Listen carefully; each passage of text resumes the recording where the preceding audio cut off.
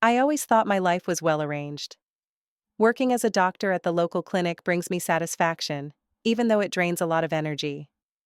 After long shifts, I love coming home, where my son is waiting for me. He's adopted, but he has always been my own in my heart. Reynold is 19 now, studying in college, and lives with me. We've never been particularly close, but I always thought our relationship was normal. Like any family, we have our routines. For example, I enjoy spending time alone, unwinding in my room. Sometimes after work, I just collapse on the bed, change clothes, and stare at the ceiling. These moments are mine, private, or so I thought. Reynold rarely leaves his room. He's constantly on his computer, studying as he says. It's normal for teenagers, so I've never interfered in his personal life. But over the past few weeks, I started noticing odd things. It began with little things. The door to my bedroom, which I always close, would sometimes be slightly ajar. A few times, I found my belongings out of place, but dismissed it as my exhaustion. There was another moment. Once, while I was changing clothes, I felt someone's gaze on me. I looked around. No one was there. Maybe it was just my imagination, but the feeling didn't go away. Reynold started showing up too often in places where he had no reason to be. I began to notice how he would leave for his room right after I changed clothes. Once, I even thought of confronting him, but then I scolded myself. Ashley, you're overthinking, it's nothing. I'll never forget that evening. Coming home, I felt utterly exhausted. While preparing dinner, I noticed the light in his room was on. I decided to bring him some laundry, maybe I'd ask if he wanted to eat. When I opened the door, my heart seemed to stop. Reynold was sitting in front of his computer, doing that. But the worst part? On the screen was a video, recorded in my bedroom.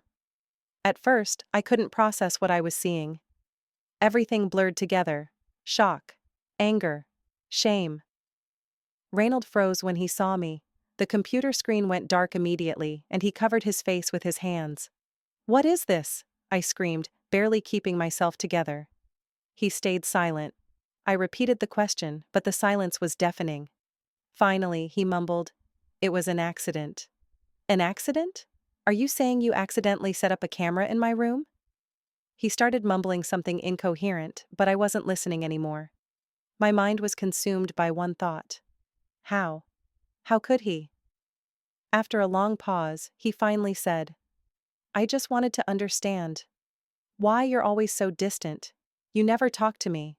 You don't notice me." I stared at him, unable to believe what I was hearing. I couldn't sleep that night.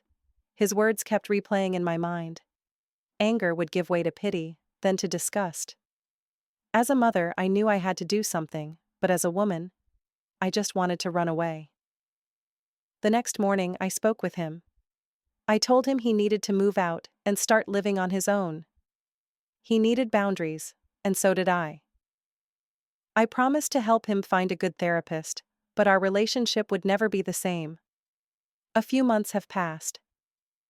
Reynold moved out, but we still keep in touch. He agreed to therapy, though he resisted at first.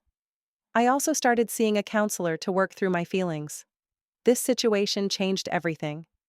Now, I'm much more cautious about my personal space.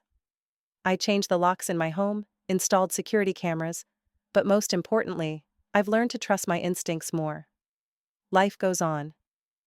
But this story has left a lasting mark.